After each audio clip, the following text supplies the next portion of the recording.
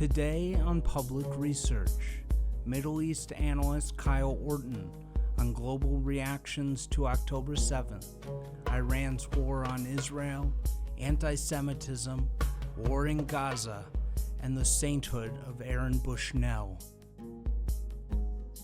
How different do you think what the situation we see now is from what Hamas expected when they launched this attack? It's a good question, and I don't.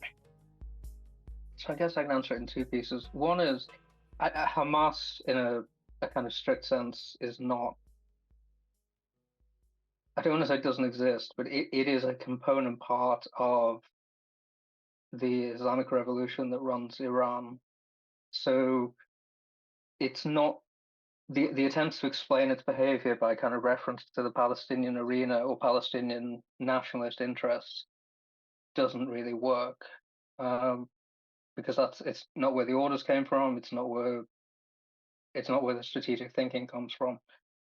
So that's one thing. The other one is I'm not sure that they had very specific goals in mind.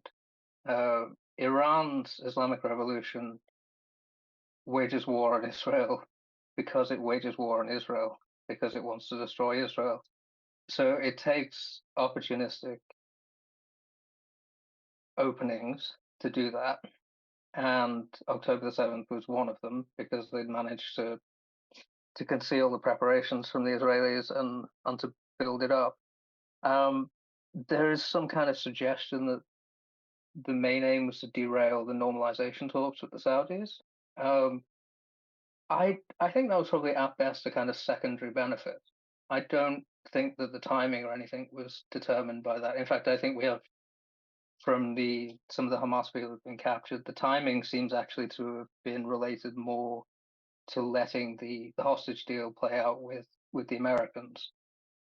So this was it $5 billion or something was released in exchange for 2 or 3 Americans being let out over the summer. I think that probably had more to do with the timing, for example, than anything else. So yeah, in that sense, I don't think there really was. I don't know that this is that much different than what they imagined would happen. I think possibly if there was a divergence between what has happened and what they thought would happen, I don't know that they had reckoned with the idea that the Israelis would really try to make an end of them. Given Israel's policy up to this point and the usual Western reaction whenever Gaza flares up, I'm not sure they thought the Israelis would be allowed or given the space to finish them off, which is clearly the intention. So that might be different. There was a protest to block the New York Times printing, I think this morning, by pro-Palestine, anti-Israel people. I was watching a video of it. It was so elaborate. They literally had a dump truck with rocks come up, pour them out. And they had all these people. I know there's a lot of passion in the Palestinian diaspora and the non-Palestinian supporters, but how much do you wonder about funding and coordination? Yes, I mean, I was going to say actually that I hadn't seen that that detail about the rocks. The thing that comes to my mind there is when Slobodan Milosevic was rising to power, when he gave that speech in Kosovo in 1989, there's a famous video of his people pulling up outside and bringing with them rocks to throw at the crowd to create a scene. As to what you asked directly, I mean, in Britain, for example, there is public reporting that our intelligence services know that Iranian agents are sown throughout these crowds. The groups that are organizing it don't really try to hide their adherence to the Islamic revolutionaries' ideology, the absolute Wala al-Faqih.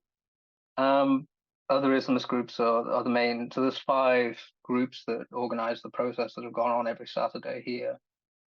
I think 4 of them are Islamist groups of a fairly radical kind, and one of them is a socialist organization that has always allied with the Islamist groups. So in that sense, it's not really a mystery what they're after. There are obviously a lot of people, as is it's just the norm with protests. The leadership has its intentions, and then there are a lot of people who go along because they go along. But they're there to pad out what the leadership wants. Iran has a much more difficult time operating in the United States. So in that sense, it's presumably less of a factor. But it's definitely a factor in Britain. It's definitely a factor in Europe, and we don't seem to have very much of an answer to it. What has shocked you more, October 7th or the reactions in a broad sense to it? It is definitely the reaction. I mean, as I say, it's Iran does what Iran does. I mean, anyone who didn't know that the IRGC or its branch in Gaza, so Hamas, wanted to exterminate all the Jews in former Mandate Palestine was deluding themselves. The reaction to it has been really quite shocking because from the hours after it happened, the whole thing turned to what does this mean for Palestinians? Not kind of could somebody have some sympathy for the Jews for an hour or two? Or And outright it celebration, Yes, of course. I justification. mean, Yeah. well, I was going to say that's the other part of it is that when people talk about these protests and they say they're pro peace and they're for a ceasefire and this kind of thing, the first of them was organized 2 days after it happened, and it was just openly celebrating what happened. And the change of rhetoric since then is clearly because the war has gone so very badly for them. But the initial impetus that started this has not changed. Europeans, I would say the European governments, I mean, did better than I thought they would do. They kind of held out longer than I thought they would to kind of say Israel has a right to prevent this happening again. That has obviously since changed. I think with the exception of Germany, but Germany has, how should we put it, special circumstances for why it can't really follow. I was personally shocked by the reaction on the day of. I remember vividly, I was in a group and they were doing, it was a bunch of Marxists and they were just like glory to the heroes. And I just, I couldn't help myself. And I said, I posted a picture of these dead old ladies at a bus stop and I said, glory to the heroes, question mark. And they explained to me, I didn't know this ideology. They said, well, no Israeli is a civilian. Yes. Not 2 years old, not disabled, wheelchair, can't walk, 99. There are no civilians. Did that come as a shock to you, or were you aware of that how extreme this I, ideology was? so I think I don't know about shocking, but it has been distinctive that during this period, so we've obviously had previous flare-ups in Gaza since 2009. The protesters, the pro-Palestinian protesters in those events, maintained, however thin the fiction was, they maintained the fiction that what they wanted was a settlement that would allow Palestinians to live beside Israel or with Israel. That has been dropped this time. So this ideology is to say this mentality that Israel is a foreign colonial settlement state. That has become both more mainstream, I think, and has also become the kind of dominant feature of the protest movement. To that extent, it's different because at this point there is no real. People are not talking about 1967; they're talking about 1948. So you'll hear people saying 75 years of occupation and this kind of thing. So they mean the whole state. Yeah, that is a change. It's a clarification, really, because I don't think there was ever. I think that's what they always meant. But they have been willing to say it more openly in the last 4 or 5 months. Yeah, I do have critiques of Israel, not necessarily that efforts towards diplomacy would have been fruitful. I just have a belief for a number of reasons, partially because I just believe, uh, in part for like demographic change reasons that America just might not be an ally in 25 years. And so I believe they need to always be caught trying. I think that they really Yes, need to repair stuff. But I mean, what you said is true. It's striking. I haven't seen one sign about two-state solution. I haven't heard one person at a rally say two-state. I mean, the striking thing was even at the earliest rallies, I didn't see even a perfunctory, um, we want the hostages to be released. No, yes. no. This was glorious resistance, and we wouldn't dare question the resistance. I think the hostages thing is the most telling of them all, because that if they gave back the hostages, it would make it politically much more difficult for Israel to continue an operation to destroy Hamas. But they won't do it even on that front. It Yeah, I clearly want to. means a lot to them. You wrote a piece about someone who is now described as a saint. One of literally Yes. people have tweeted his humanity was so great. We can only hope to be as humane as Aaron Bushnell, this I think disturbed veteran that set himself on fire outside the Israeli consulate. So tell me about how saintly this guy's ideology was. But he was very much he was a Marxist of some kind. I think actually he would have self-defined as an anarchist. And he'd had some online spats with the more doctrinaire Marxist sects. But his ideology was this totalizing settler colonial business. So he thought Israel is just completely illegitimate. He made direct comparisons to the Nazis about Israel and about its citizens. And he thought that they were all completely fair game. So he thought everyone who was killed at the uh, what was it, the I'm trying to think of it, the concerts at Nova near Music Gaza. Festival. So he thought it was completely legitimate to murder those people, and anybody else who was in the way, because they're on stolen land, so they'd have no right of self-defense at Yeah, all. he said there were The state no has to be, Israeli. He said there were no Israeli civilians. yeah. Yep. So, and that is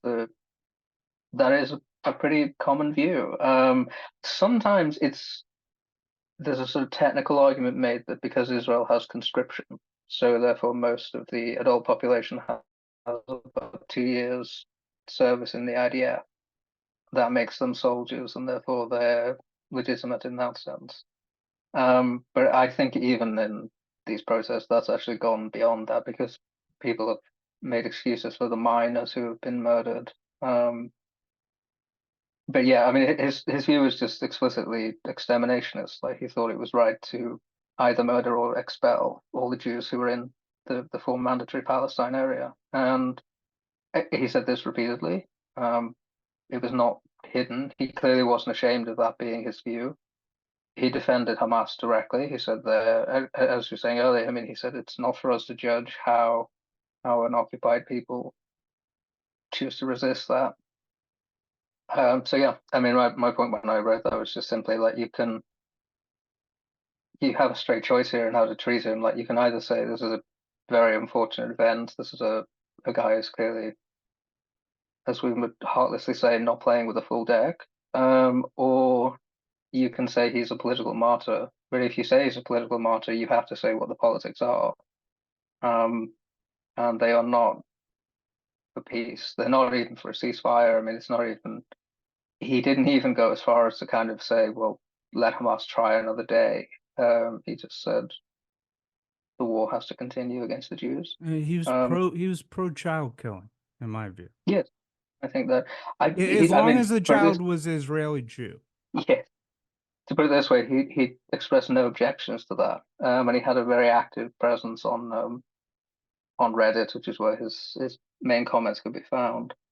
Yeah, there wasn't a word of even hesitancy about what was done on the 7th of October. Yeah, and I just want to say, because the memory is now fading 5 months on, he posted this a day or a few days after Yeah, families had been burnt alive, small children burnt alive. There's pictures, small children shot in cribs, shot in bunk beds. Uh, there was a disabled girl who, I don't know, looked to be about 11 years old, with her father at the Nova Music Festival in a wheelchair, could not walk, who was shot to death. Not a civilian. yep, Not a civilian, because she was Israeli Jew. So, I mean, this guy was a moral monster. And what is so emblematic about Bushnell is he's more bloodthirsty than the Hamas spokespeople. Because if you remember, after October 7th, the Hamas spokespeople said, "Oh, we were just planning to go after the military people, and some other people came in, they killed the civilians." They believe that there are civilians in Israel, but these often not Jewish, not Arab, sort of, just like white middle class Marxists who have no skin in the game are more bloodthirsty than Hamas. And he's not unique. There's lots of them. it is not. It's been a Hamas, to be fair, has veered back and forth in its messaging on this, because its Oh yeah, initial yeah. messaging from Sal al-Aruri, who was blessedly deceased at this point, was that actually any civilians who were killed, it wasn't Hamas that did it. It was the Gazan civilians who followed the attack in. They've said that a couple of times, but they have also said we will do October 7 again and again and again. So yeah, they've tried to have it both ways. You have a pretty good grasp of the role that the Soviet Union played in sort of creating the 1970s radical left, pro Palestinian terror element. How does this compare? Were these did they have the same bloodthirsty views, or is this generation of those types of people even more extreme? That's a good question. I would say this generation's are more direct. I would say the ideology actually has remained basically unchanged. It's pretty much entirely inherited from that Soviet campaign. Um, but the Soviets, because of the nature of the war, the Cold War they waged, which was basically to say that they were arguing on our terms, right? So they would say we are freer, we provide more freedom. The Soviet Union is more democratic than the West. We do human rights better, that kind of thing. We're making people happier. That's it. So their proxies and their surrogates often kind of spoke in similar terms. And I mean, the PLO itself went to great efforts to hide the worst of what it did. So, say Munich, which the Soviets had a hand in, was carried out by Black September, which was this unit that had supposedly split from the PLO, but was really answered to Arafat. And similar with Entebbe, which was the PFLP, which was also one step removed theoretically from the PLO. Um, that's faded away, and now people are quite. There's a sort of radical sheet saying, yes, we really do just want to murder them all. So yeah, I would say the rhetoric's probably harsher now than it was then. I don't know that the ideology's different, or more extreme. I guess to the extent it has the kind of the Islamic Revolution, the Iranian element to it, it's modulated or modified. Modified, I think, not modulated, but it's just a kind of a different carapace on it. I've bookmarked some stuff just to demonstrate what we've seen since October 7th. Here on TikTok, this is very interesting. I'm not sure if you've seen this. TikTok posts advertising synagogues to harass and when their Right, services will be, and TikTok refused to take them down. That's right. one thing. On what ground? I, Right. Just it's why did they do anything? Israel, Israel Jews, anything goes with Yeah. them. This is a protest outside a synagogue in Canada. Hey, back up. Hey, what's your name? It's actually private property. This is from a protest outside of Montreal synagogue where they're harassing the synagogue, and the guy says, "You guys tried to oppress and colonize South Africa and Germany." And whether it was South Africa or Germany, you guys already know that. You guys tried to oppress and colonialize South Africa and Germany because one thing is granted. Every single tree and rock that you guys are going to touch will most surely be free, and it will be granted for sure. Which is clearly an endorsement of Adolf Hitler, just echoing Nazi talking points. Here they are outside the synagogue. They did this outside the opening of a Holocaust museum in Amsterdam the other day. In Chicago, I just learned of this. There was a documentary or some kind of screening of something about the attack on a Nova Music Festival. They protested that. They assaulted a Jewish guy trying to attend that. God. I didn't think they were gonna go this far to going after synagogues, Holocaust museums. Did you think that they were gonna go this far? I don't. It's difficult because I don't. As I until this point, you sort of thought like political reality and political messaging would stop them doing this kind of thing. Because after all, it's their own argument that there's a distinction between Jews and Zionism. So you think they'd try to kind of enforce that. At the same time, the it's just so clear that the motivating factor is anti-Semitism, and the signals that they've gotten socially from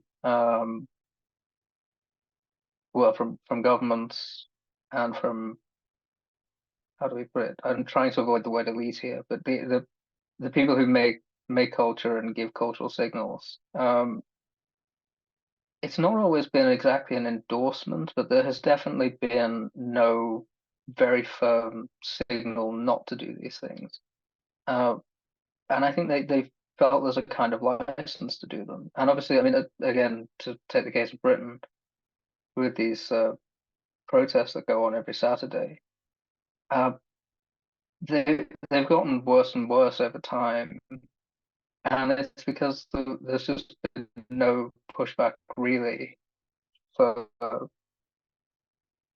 as long as they started. So they just expand their target list, they expand what they say, who they invite, and there's not really any guardrails to tell them not to do it.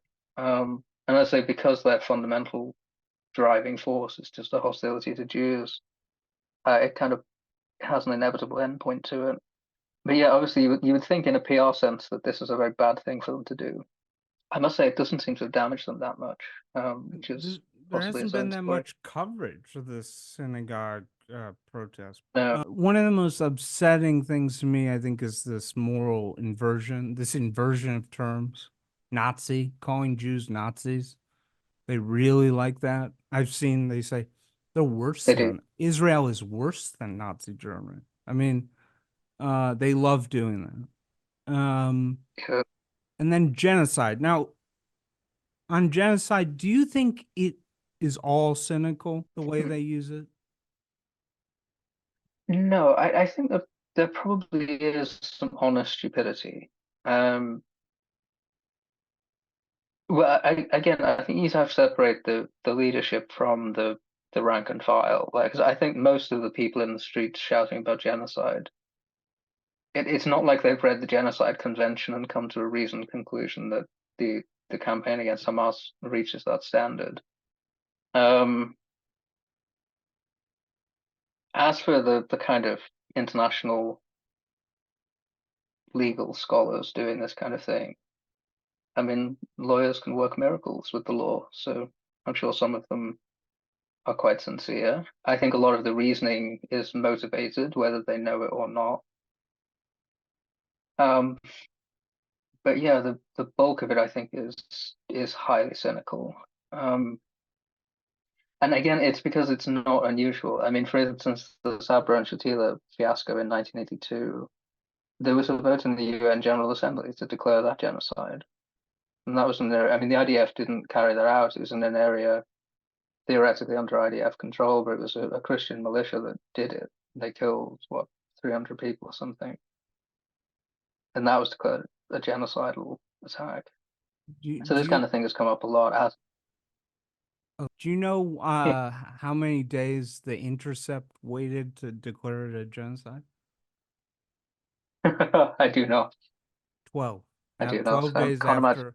Well, after October there we 7th, go. it was already a genocide. I believe I sort of looked it up. I think the casualty count, I think 12 days after October 7th was below, it was probably below 4,000.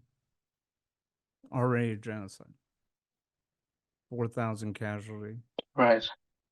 We've already had, I mean, it's obviously the numbers, the figures have been a central point of contest because they're so important to Hamas. I mean, that's probably their central messaging point is the casualty figures at this stage. So yeah, but yeah, I just don't. I think it's really unserious, to be honest. And I would almost judge more harshly the people who are sincere about this because it just it's just so obviously not true that it really makes me doubt their kind of their seriousness. I honestly wonder if kids growing up now that are seeing this are going to take their first class on the Holocaust in 5-6 years and raise their hand and ask the teacher, so how many hostages were the Jews holding in Auschwitz? You know, or like, I mean, just because the comparison of this to the Holocaust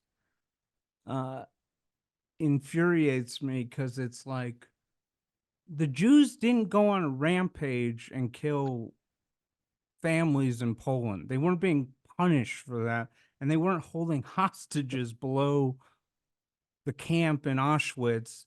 I mean, the way I analogize this, could you imagine a headline from the New York Times in 1944? Auschwitz Jews refuse to cut a deal to end gas chambers because they Yes, it's very won't. grim. And I think, to me, I think it is cynical because the Hamas has rejected multiple ceasefire deals. And if this is a Yes, genocide, there should be real anger at Hamas every time they you would have thought refuse to stop the genocide just for some hostages. I mean, this is that's why I genocide. mentioned earlier Yeah. the initial statement from Hamas about Gaza civilians carrying out any atrocities there were, because if you truly believe Israel's just looking for an excuse to murder all the people in Gaza, it was the most cynical thing imaginable to say, actually, it wasn't we armed combatants that did it, it was the civilians in Gaza that are responsible for all of this. But yeah, I think if you were going to be absolutely charitable about it, you would. The main thing is that people can now watch a war playing out every day. They can watch clips of it, they can watch close-ups of it, they can watch people being pulled out of the rubble, and it looks awful. So they jump from that to thinking, well, it must be a crime too. And it just isn't so. I mean, the laws of war, both customary and this body of international law that's grown up since 1945, are perfectly clear about this. And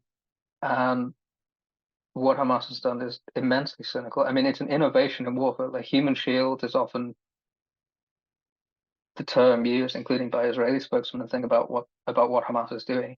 And it's not that it's untrue, but it sort of understates what's actually happening, because human shields usually are adopted to protect sites, and the idea is to deter attacks upon them by taking advantage of the moral scruples of your enemy that they won't attack the site. Hamas isn't doing that. Like their intention is not to protect, one site or another. Their intention is to get as many Palestinians as possible killed. The strategy is one of human sacrifice. Like they Yeah, think if if we people can don't just believe, if people don't believe you, I just refer back to that famous yeah, quote where somebody asked a Hamas spokesperson, "Why didn't you build any bomb shelters for civilians?" And he replied, basically, the civilians aren't our job. That's for the UN yes, to handle. The tunnels are all for us. Um, exactly. yeah. So yeah, and that's why I say as well about the casualty number being so central to Hamas's messaging, because the purpose is to get as many Palestinians killed as it takes to get the international community, that should definitely be in scare quotes, to enforce a ceasefire against Israel, or upon Israel if you prefer. But it is an innovation in warfare. It's a most cynical and evil one, but it has been successful for nearly 15 years now. I mean, every previous round in Gaza, that is how this has been. That's how it's played out. Israel's allowed a certain amount of time to respond, and then it's forced to stop. Now, They may win again this time. in recent weeks, I've been mostly angry with Benjamin Netanyahu or whoever came up with this war plan, because the war plan they adopted has been executed amazingly well in the sense that they've lost less than 300 soldiers. But and I finally have heard some experts discuss this. The decision not to cut off the Rafah tunnels early on. We're in a situation where it's probably going to be 6 months in, and the IDF has not touched the Rafah tunnels, which are basically the lifeline of Hamas and their escape route. We don't know how much weaponry, how much food, fuel has been going in those tunnels during this time, but you would think that cutting off the supply lines would be one of the first things you do. I've heard the excuse that the Americans and the Egyptians said you can't go down there. I mean, after October Yes. 7th, I think they had carte blanche to enter Gaza south, north, middle. Nobody, I mean, Egypt wasn't going to go to war with them. Do you have any thoughts on this? Not in the specifics. I mean, the thing is, I'm not a military guy, so I'm just not really qualified to have a view on how the tactical part of it's played out.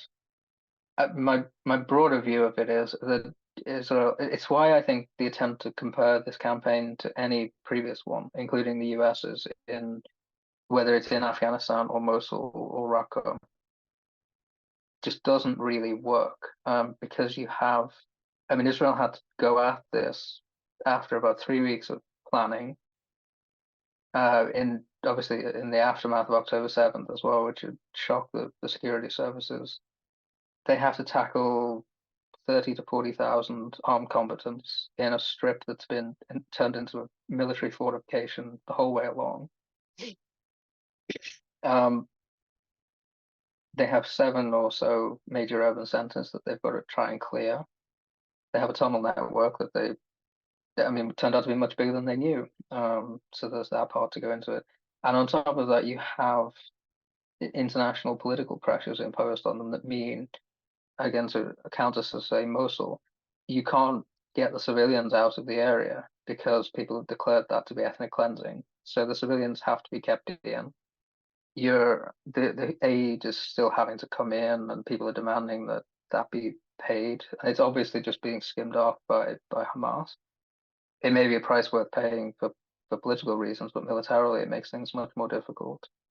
And yeah, the Americans are now in the situation of for reasons of basically Democratic Party management, they're having to send all kinds of signals about what they actually want to do, and it's very unclear what the real policy is.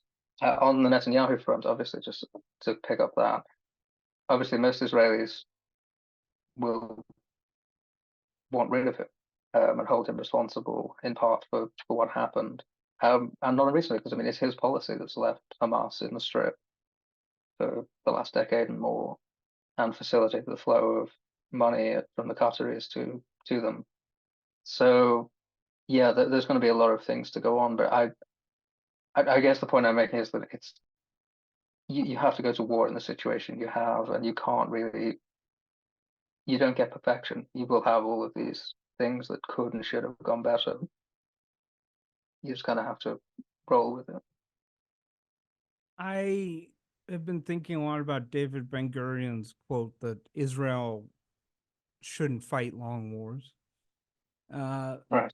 And it's just, it's not fair. It's a totally unique standard, but there's a clock on any Israeli military operation. And the Democratic convention is in Chicago in July, I believe. Right. They don't want they don't want to have a 1968 protests again in Grant Park, just like during the Vietnam War. I don't think they have time to do Hezbollah, and I think they should just bring in women, small children, extremely elderly, into Israel proper for a month. They have to get to those Rafah tunnels. There's this delusion among Americans that we can stop them from going into Rafah, but I listen to Israeli commentators all the time, and left, right, center. It's very clear. We're going to finish the job. We're going to cut off those tunnels. That's not going to be Yeah. stopped. Do you agree on that? Yes, I do. I don't think, and again, it would happen under anybody. This is why I think some of the US signaling has been so unhelpful, because it sort of personalizes it around Netanyahu, and that's not what's happening here. I would say as well that to the extent the US is tying it sort of attempts to, how do we say, push to accelerate Netanyahu's exit. The attempt that political track is being tied to the attempt to impose a ceasefire on Israel. I think it's having exactly the reverse of the effect that they want, because Israelis might be furious with Bibi, but they are very determined to finish the war. And if they come to believe that the only way of doing that is to cling to him because the Americans are taking this route, then that's what they will do. No, it's good for Netanyahu. I do, though, just think, if possible, it would be better to not have him, simply because he does have an incentive to continue this, because his poll numbers get better the more October 7th fades. And what you're saying is true. It just shows Hamas, all the pressure is increasing on Israel. Just hold out. I was gonna say, yeah, it's an important point, because that has been, when you say about them rejecting this most recent ceasefire, it's pretty clear from Hamas's own statements that the reason they've done that is because there's daylight between the Americans and the Israelis, and they think if they just hold out, they'll get a better deal from it. Which is again the opposite of what the US is trying to do from its own perspective. I mean, whether you think a ceasefire is a good idea or not, the current policy the US is pursuing pushes a ceasefire further out of reach. Above ground in Gaza, the IDF has won the war. I mean, clearly. Just they've decimated Hamas as a ruling government body. Yet we're almost 6 months in, and for instance, just a few weeks ago, the Israelis said, "Can you give us a list of the hostages that are alive?" And Hamas was refusing to do that. So clearly, despite what IDF has done above ground, Hamas is not running to cut a deal at all, which to me, I wonder if you agree, suggests one of two things, or both, that Sinwar and most of the hostages, my gut feeling is, I mean, they built more tunnels, people don't grasp this, than the London Underground. Yes. And I just wonder if they built little cul-de-sacs just across the Egypt border underground, where they're technically in Egypt. And I really wonder, if I was Sinwar, that's where I would have gone with the hostages. I wonder if they have technically crossed into Egypt. I don't think they've gone into Egypt and emerged in Cairo. I think under the ground in Egypt, I think it's either that, or they've just been getting so much supplies through those Rafah tunnels that Israel, I think, in a huge mistake, has not even touched in 6 months. Do you have any thoughts on that? No, I mean, I just don't know enough about the tunnel structure. I would only say on the point of supplies, I think they got to pick the timing of this. So we can reasonably assume that they had stocked up before they went in. Yeah, as to the hostages themselves, I mean, Hamas has an obvious reason not to give them up, at least all of them, because they're pretty much the only thing that's keeping some of them alive. I mean, there are certain things the Israelis won't do while they're hostages, like flood the tunnels.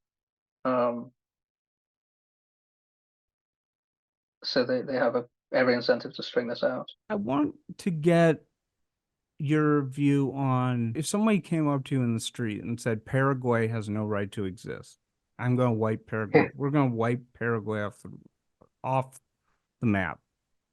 Paraguay is pure evil. 99% of people would say you're insane. Get away from it. Okay, to even question any country, Germany, Russia, like they have no right to exist. People don't even ask those questions. I mean, I guess the Chinese do it with Taiwan, but basically it's Israel. That's the country where it's totally legit.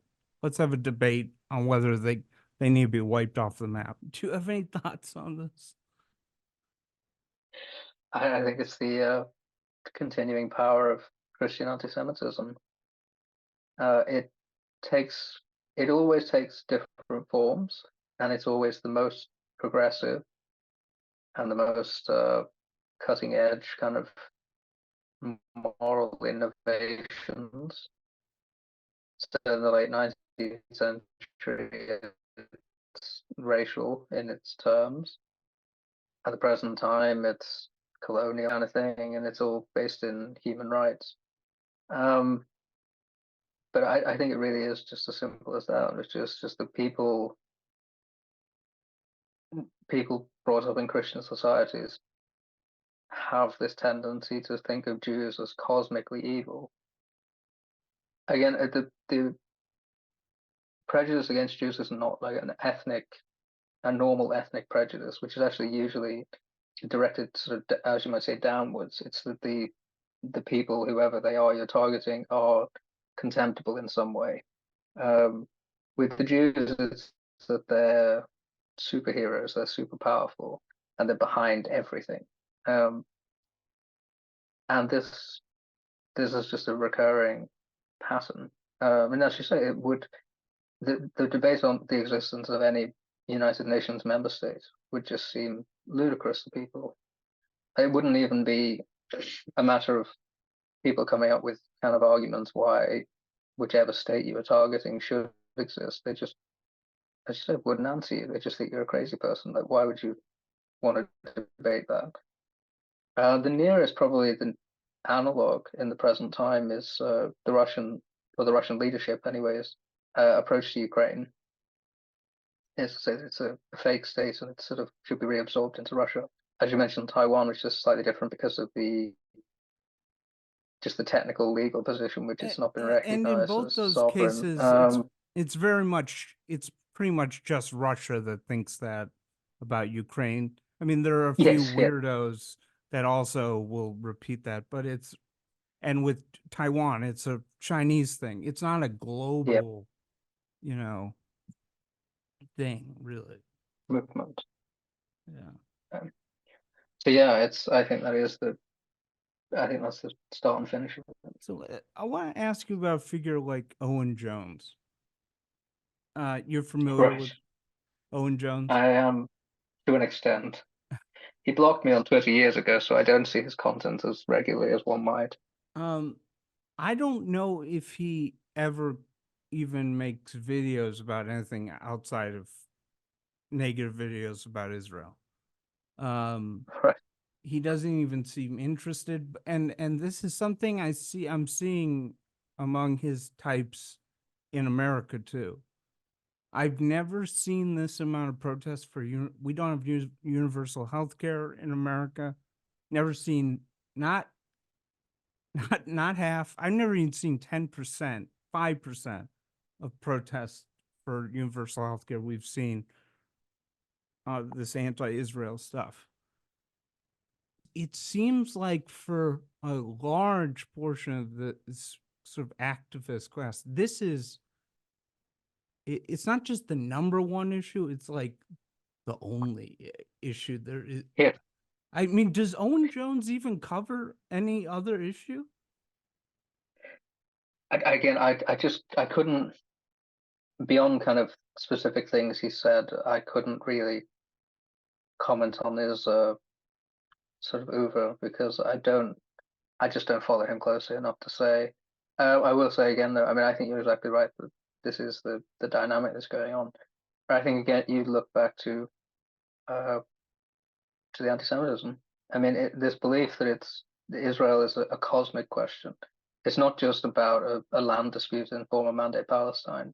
It's that Israel is the central question of all. Like this issue is kind of the moral cause of our time, and more to the point, even for people who are less kind of morally inflamed about it, but sort of on the so-called realist side, the belief, for instance, that if you just settled the issue with a kind of Palestinian state, that would solve all the problems in the region. It's the same mentality. It's the same thinking. Is that this is the center of the web for God knows what else, and it keeps expanding because it becomes obsessive for people. Once they see it, they start seeing Israel's hand behind everything, and it's the issue that it starts cropping up in context where it really doesn't have a place. But yeah, I think that's the way it's always been. Who are the TikTok people lashing out at now that they're saying that TikTok's going to be banned? It's the Jew. It's Israel. It's the Jews. I mean, classic case. Just to play devil's advocate, Owen Jones has on Jewish guests. He says he's not an anti-Semite. He says this is just like South Africa. I'm just fighting for people's rights. Now, I have criticism for Israel, but I don't do this. They're the pure evil. They have no right to exist. No, I accept, I apply the same standards that I apply to Canada, America. There were dark things in American history. Or take Pakistan, which I think was founded in 1948 too. So many people died in that. You want to talk about ethnic cleansing between India and Pakistan. Yet that doesn't discredit their right to exist. And we still aren't debating that because of that stuff.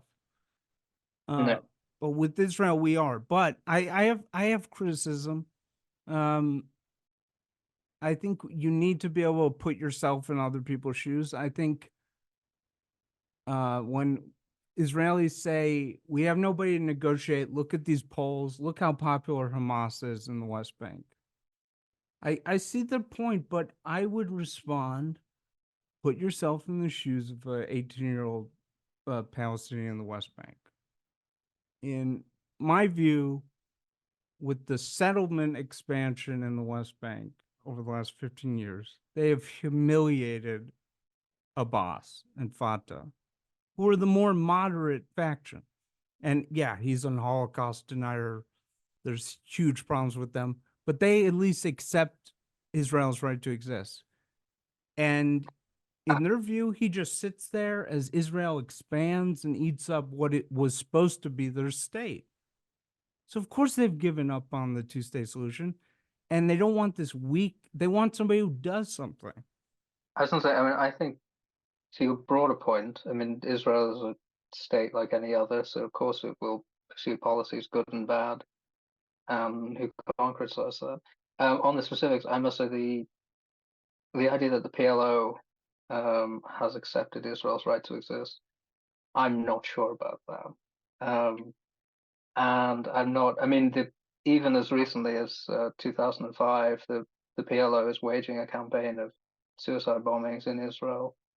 Obviously, the PLO has been cut down significantly now. And you're right, of course, that many Palestinians would view them as collaborators. But that's why everything's moved over to Hamas. But I think, in a sense, what I'm saying is that I think the causality is backwards. It's the same with the settlements. I mean, the settlements are an outcome of Arab rejectionism, not a cause of it, because the settlements on the West Bank are there because Israel took custodianship of the West Bank in a defensive war in 1967, which was waged against Israel because people had not accepted Israel had a right to exist within the borders of 1948. So yeah, I just think that the Israelis are fundamentally correct in their perceptions of these things. I think also it's a difficulty with, I mean, because the Israeli left really did buy into the peace process, which is why they have suffered a terminal decline since its failure. I mean, Israel really was willing to go the whole hog and to try and create a Palestinian state they could live side by side with. And they have just found, I think, that the honest answer is if Palestinians are made to choose between a state of their own alongside Israel or continuing the war to eliminate Israel, they will choose the latter. And it's why I think even if you could set up a Palestinian state, it would probably unravel quite quickly, because the tendency to use it as a launch pad to finish the war, as they would see it, would be very great. And for any ruler of that state, it would be very difficult to resist. You could definitely be right. I just think the reality is, like we discussed, Israel is judged by a very harsh standard. Yeah. And I think they have to. I think Netanyahu has been in power long enough. There needs to be a new face for the country, and they need to at least attempt some kind of rapprochement, I think, with the I was going to say, yeah. That's a separate question. If you're saying politically speaking, the Israelis have to keep the motions of the two-state settlement going, I'm totally with you on that. If you're asking the analytical question of can there be a two-state settlement to this problem, that's a separate question. Yeah, I think just they have to be caught trying doing it. And but I do think the settlements, the expansion gives a hopelessness of I mean, you could be right. Maybe you remove all the settlements and it doesn't matter. Definitely. That's possible. But such as in Gaza, yeah, as in 2005. But sorry. Yeah, I mean, but I think the thing is the settlements can it's just buildings. I mean, it's just construction. The Israelis, when there's a settlement on offer, when there's a peace offer there, as in the Sinai in 79, or as again in 2005 when Israel took a unilateral step to terminate settlements in Gaza, They can do it, and they do it. They evict the people as well as the buildings. It I just don't think I'm with you that they are an unhelpful political element to this, because they do create all kinds of problems in the West Bank, both injustices to the Palestinians, especially the outposts, the very far-flung outposts that are actually illegal often under Israeli law, and they create all kinds of security problems for Israel itself, as well as the political problem abroad of everything that we can see from that. So I'm with you. I mean, they shouldn't. Oh, It's a failed effort. It's folly, but it's just not central to the problem. yeah. As I say, it's a symptom and an outcome of the problem, not a cause of it. Yeah, and if it was imposed, if they created a Palestinian state right now, like you said, it would last a few years at best and end up in war, because the Israelis are not going to let them import a nuclear bomb from Iran or something, or a bunch of, you know, I think there'd be less chance of that, but it would be. I mean, we just have every reason to suspect that if there was a state of that kind created on the West Bank, you'd just have rockets at Tel Aviv and Jerusalem. Have you noticed this thing where people are claiming, and again, some people at The Intercept, for instance, who are considered, respected journalists, say the Palestinians have never been offered a state ever. Have you seen that? Right. I have seen this attempt, because it's actually usually a bit more subtle than that. They'll just say that the offer in 2000 and 2001 wasn't as generous as all that. I don't know if I had actually seen them say they've never had an offer for a state. No, What's they the say that. They say argument? that now. Like Ryan How Grim. does that argument get made? Well, because they don't get an Air Force on day one. And Okay. yeah. So it's a definitional question. They're not literally saying they were never offered autonomy or sovereignty or whatever. They're saying because there were restrictions on it that's Yeah. okay. Which is so odd to me, because if that's going to be their stance, there's never going to be. No. I mean, it's like, if you think that Israel is going to agree to give them an Air Force on day one, I mean, It's also, I think, it's a distraction to the extent the Palestinians, because again, this is another problem between distinguishing between Palestinians themselves and their supporters abroad, who are actually tend to be a bit more radical in some ways. But to the extent the Palestinians themselves kind of internalize this idea that they can get to a state by activism abroad and kind of bringing pressure on Israel from whichever quarter, I think it's not helping them, because the only actor that really matters in getting to a Palestinian state is Israel.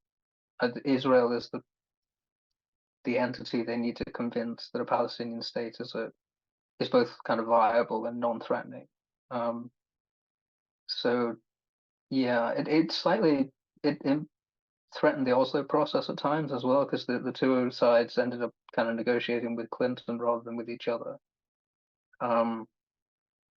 It would be better if there was a process that was like what happened with Sadat, which was, I mean, the peace deal was basically already agreed, and they just needed a sort of mediator and stamp of approval from Carter, because the problems have to be solved locally.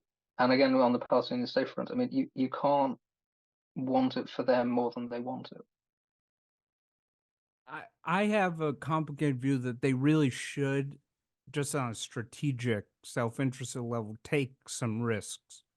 At least make gestures, but they have to. There's a lot of PR work I would suggest Israel do.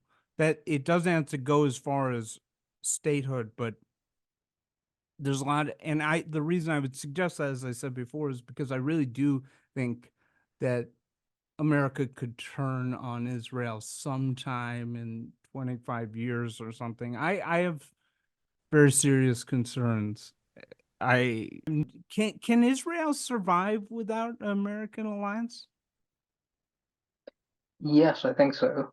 I mean, Iran is the major threat, obviously, especially if it as it probably will quite soon, have nuclear weapons.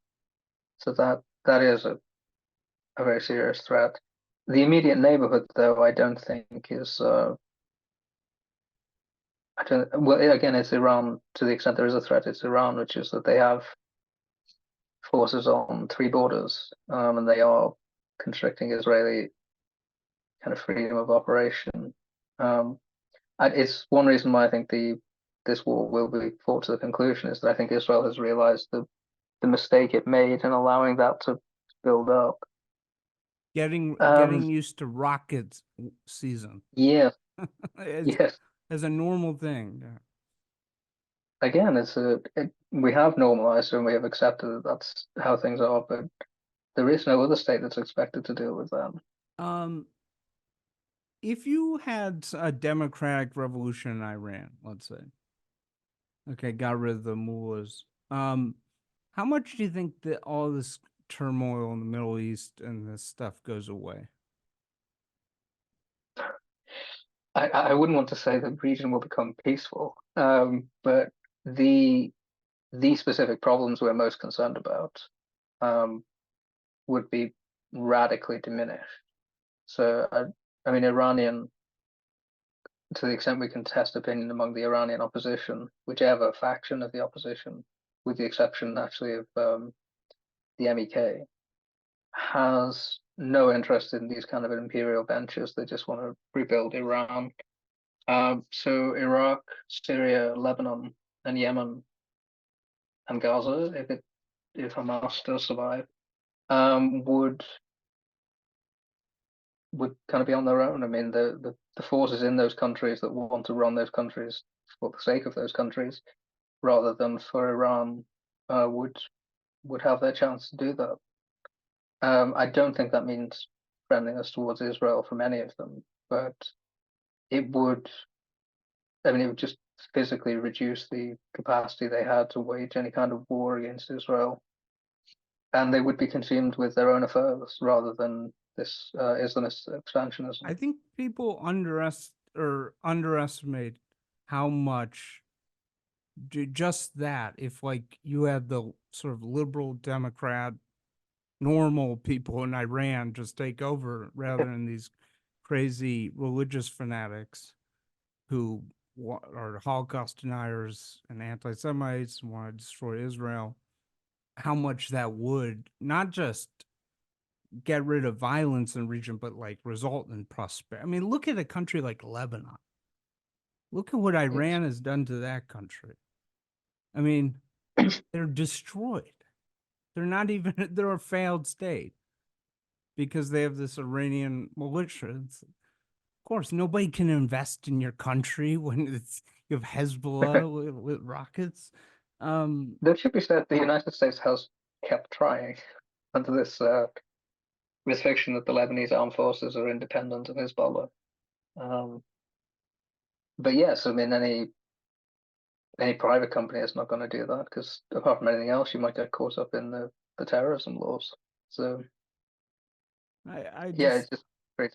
I have some hope. This actually, oh, sorry. No, go ahead. I was going to say to you about it just reminds me of a point I was on before when you said about kind of the hopelessness on the West Bank and this kind of thing. And I think the key with that is that it's these groups that induce that hopelessness. Like the hopelessness is not the driving force of these groups. These groups are the driving force of the hopelessness. Like they are the ones that constrict the options that people have available, that destroy the things that are present. And to the extent, as you can see on October 7th, it's not hopelessness that drove that. It is religious exaltation. That was the happiest moment of their lives for many of these people. I mean, some of them we have on, we have the calls they made for telling their families how happy they were that they killed 10 people or wherever it was. I just think I think there's this intuition we have that kind of poverty and despair are the drivers of terrorism and extremism. I think it's just not true, and I don't think it's. I mean, every time you try and test it empirically, it just shows you that. I mean, terrorism, for instance, is a middle class phenomenon. whether it's in Pakistan or anywhere else. And these groups are always, I mean, by definition, right? If you're a group like Hezbollah or the IRGC in general, and you're not looking to recruit the kind of the worst of the worst, the most disadvantaged. You're looking for people with initiative and creativity. You want them to put it to use for murdering Jews, but you still want those kind of impulses that you would talent spot for any other kind of corporation. And that is the finding. There's no doubt, obviously, in a more conventional war, you will have kind of infantry that are probably less vetted than that. But the core membership of these groups are not made up of the hopeless and the destitute. Yeah, I think you're right that overall the Palestinians have never and still don't accept Israel, clearly. And there's a writer you might know, Haviv Rediger, who's quite good, but I think his diagnosis, he writes for Times of Israel, is correct, which is fundamental problem is they see Jews as imperial, held up by imperial powers, and they don't really understand the Jewish story, that a lot of the Jews came as refugees. And I mean, this is the thing with me, when people call it a colonial project, they say, oh, it's just like out French Algeria. I say, okay, who's the mother colony? If it collapses, what country do they all by right get to immigrate to? And then they'll say England, Britain. I'll say, oh, really? Is that a law that 7 million Jews get to move to Britain? And they'll be like, ooh. Yes. No, it just doesn't work. But you are right. I mean, the common view in the region is that Israel is an alien imposition. But I just think Israel has to hold itself to, because of the PR, because the world hates Israel, they have to hold themselves to internal thing. And I think the argument of we offered them a state, but they reject us, it doesn't, in my view, it doesn't hold water if you keep expanding those settlements, because it looks like you're just eating up what could, you want to keep that option on the table. I can see the PR perspective from it, and I sort of broadly agree. I think that Israel has to go through these motions. That said, I think there is a counter view emerging in Israel, especially in the aftermath of the 7th of October. Because, I mean, the point is, at that point, the blood wasn't even dry when people were starting to shout about genocide in Gaza. If people were not going to be sympathetic even at that moment, not even, you were not asking for converts to Zionism, you were just asking for human sympathy at that moment, and huge numbers of people couldn't manage it. There's no messaging answer to that. Well, let me debate that. For a lot of people, young people, the only PM they've known is Netanyahu. That's the only one. He's been in power for so long. And I'll tell you, from American perspective, he has done nothing to reach out to Democrats. In fact, the total opposite. He's a great communicator, but I think there is a possibility if you could get a different PM, and I think these things are malleable, more malleable than we might think. So what are the big things you're thinking about that I haven't asked you about? No, I think we pretty much covered it. I would just underline that this is the war is really between Iran and Israel. It's not, and actually, I think this is again where the Palestinian, and particularly the pro-Palestinian voices, are doing their own cause a disservice, which is that to the extent they identify with this, it's not even a war that intends to assist Palestinian goals or causes. It's from outside, and I think the Israelis are getting there. I mean, it took Israel a long time to get that too, and I'm still not sure that they fully have. They still kind of compartmentalize between these groups. yeah, I think it would be better if, and it's not just Israel or the Palestinians, but the United States as well that has tackled this in a very haphazard way. That strategically speaking, it should have focused on Tehran, and it hasn't. I wonder, what is your perspective on these young Jewish anti-Zionists? Now, as I always say this, there are some Jewish anti-Zionists I respect a lot. I think they're wrong, but I respect them. I respect Peter Beinart. I know it's very controversial. And there's also a writer named Ben Lorber, who's actually coming out with a book called, you'll recognize this phrase, Safety Through Solidarity, with this Right. writer Shane Bauer. I wonder what you think about these young Jewish anti-Zionists.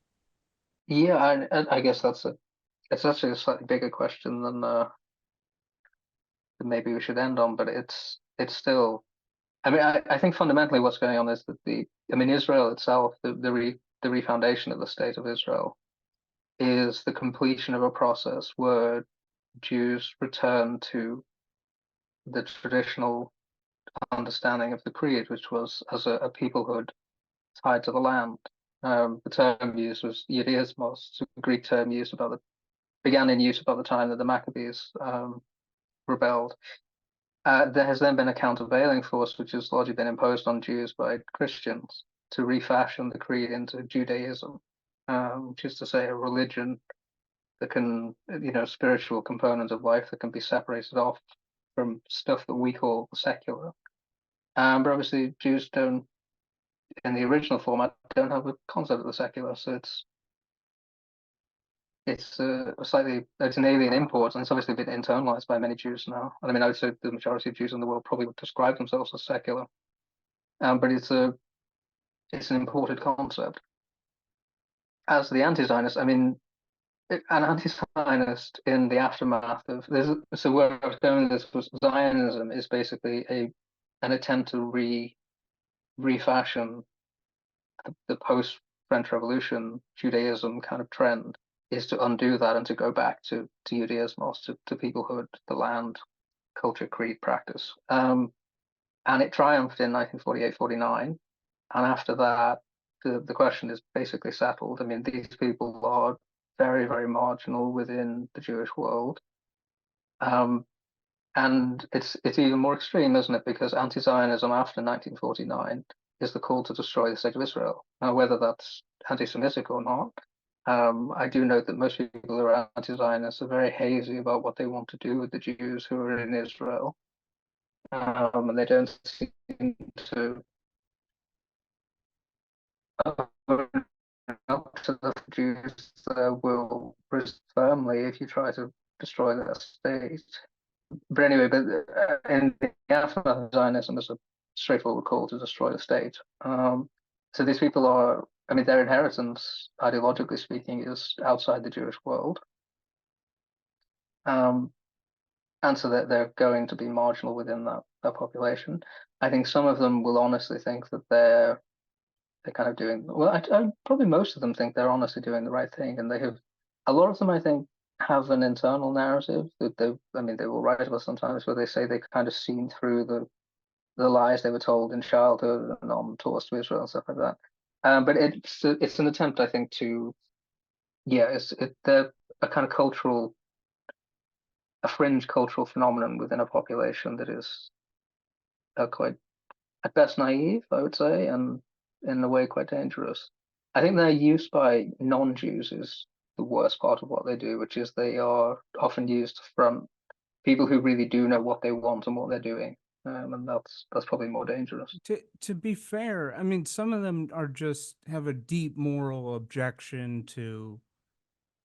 They just have a lot of empathy for Palestinians, and I don't begrudge that. And the Palestinians have gone through a lot of pain and are right now. And I always try to say there's a tremendous suffering right now in Gaza, and the images of rail-thin children are horrible, But I was gonna say that part of it you wouldn't contest because it's the kind of the tactical arguments. I mean, you can even understand people who'd say you should wage this war differently, or you shouldn't have waged it at all, or whatever it is.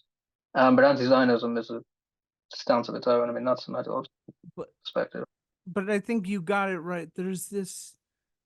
I think it's what's happening right now is very simple to understand. The World War II generation is dying. The memory of the Holocaust is literally dying. People do not remember that. They don't even remember a weak Israel.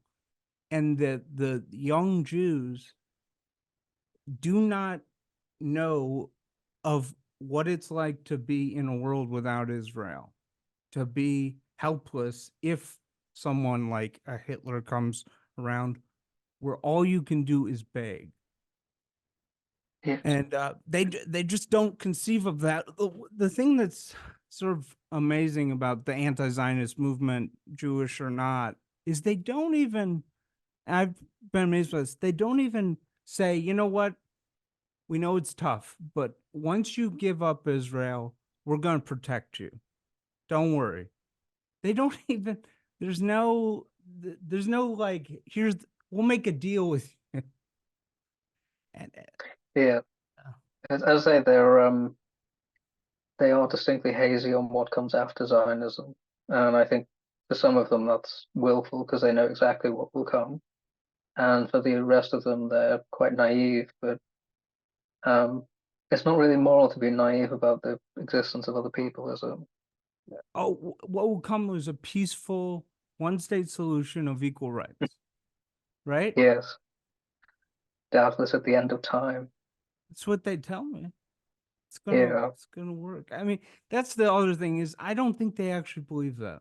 I think they know that the Jews will be driven out in 10 years if that was created. But I find it difficult to believe an adult could be that naive, but okay, who knows at this stage? do you wonder if in the last 5 months, if Iran said to China at one point, hey, could you boost the Houthi pirates maybe to young people in Britain and America? I mean, do you think that's possible? I don't think it'd be anything so direct.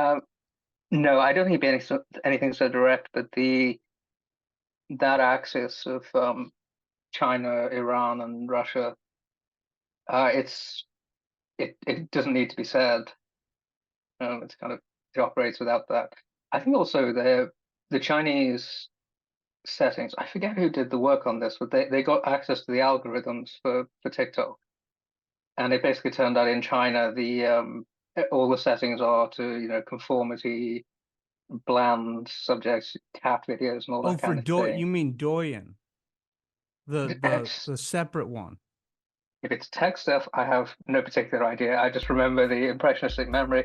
But the alternative was in the West, where it's all set to just the most societally destabilizing things you can imagine. Do you remember they were pushing these really weird things? Helen Keller was a hoax. Finland doesn't exist. Rome didn't exist. Did you? I didn't see this. Really? Yeah. Mm-hmm. It was almost like they were like doing like some academic study on like what is the most insane thing we can get to go viral.